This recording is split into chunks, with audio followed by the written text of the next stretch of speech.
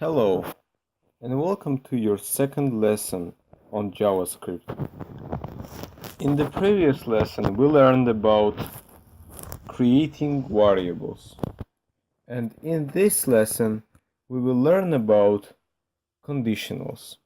Specifically, we will learn about if-else conditional. So, before we begin, we need to create some variables. So let's create a variable a in our console and make it equal to true. Now let's create a variable b and make it equal to 1. Next, I want you to do something different. Let's write if and brackets. And then do this symbol. In the brackets, let's put the variable a and press enter. Now we need to set up the actions or statements which will be executed if the condition is true. And we know that condition A is true. So let's write here b is equal to 2. Press enter and then close the conditional. Next we want to write else. And else means that the statements which will be written next must be executed if the condition was false. So let's write something inside of this condition. If else, then b is equal to 3. Semicolon. And let's end the if-else conditional. Now let's output the value of b to see what we get. Console log and b. So as you can see, the value of b is 2, as expected, because the condition was true. It was a, and the value of a was true. So let's now create a condition which will be false. Let's create variable c equal to false. Now let's write the condition which will be false.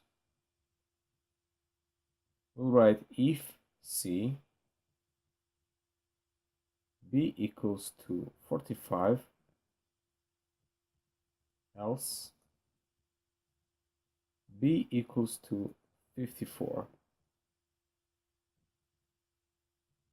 Console.log b,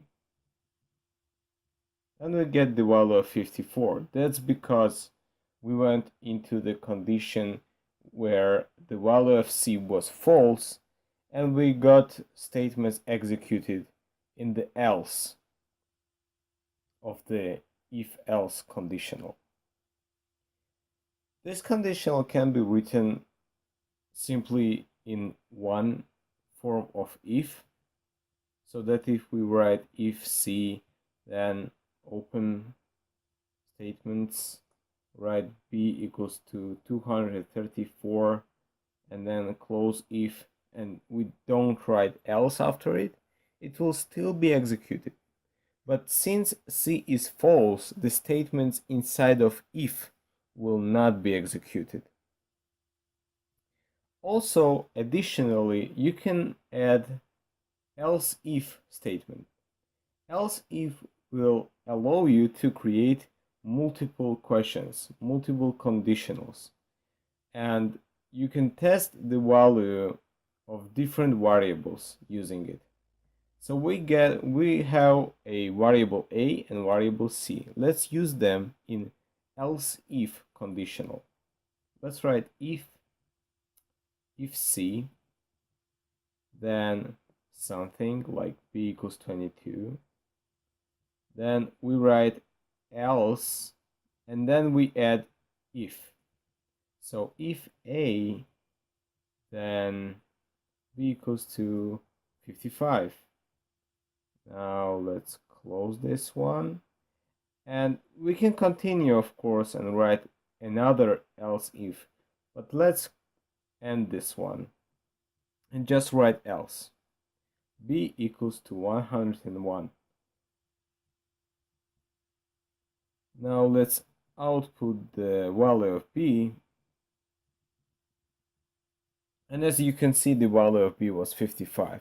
That's because the value of C was false, and the conditional went to another line of code, which is else if A, and we know that the value of A is true, so the statement B equals 55 executed, and the else if conditional ended. So this way you can test the values of different variables. If you ask me what we should do when we have numbers, I'll tell you that we need to use logical operators. But before that, I will give you a simple answer. That if you put a variable, for example b, since the variable value of b is more than 0, it's the same as the variable true. So the statement will be executed. And let's change here the variable c to true. And let's output it.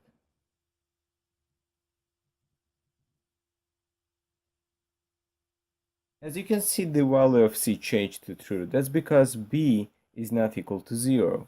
But if we'll put if 0, then c equals back to false, and we will check the value of c,